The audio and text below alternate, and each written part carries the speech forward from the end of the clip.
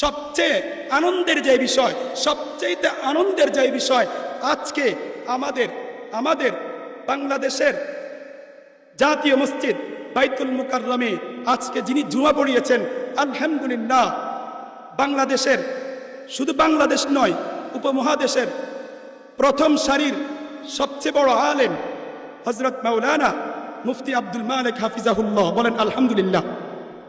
জাতীয় মসজিদে একজন যোগ্য, একজন দক্ষ, একজন হাদিস বিশারদ, একজন মুফতি আল্লাহু আকবার নিয়োগ পেয়েছেন। তিনি শুধু বাংলাদেশে পরিচিত, বিষয়টা এমন নয়, পৃথিবীর আরব কান্ট্রির গুরুত্বপূর্ণ যে রাষ্ট্রগুলো আছে সকলেই আব্দুল মালিক হাফিজাহুল্লাহকে চিনেন। এজন্য আমরা আজকে গর্বিত, আজকে আমাদের জন্য গৌরব, বাইতুল মুকাররমে একজন সুযোগ্য মুহাক্কিক মুদাক্কিক একজন আলেম নিযুক্ত হয়েছে। আমরা আলহামদুলিল্লাহ বলি। আল্লাহ তাআলা হযরত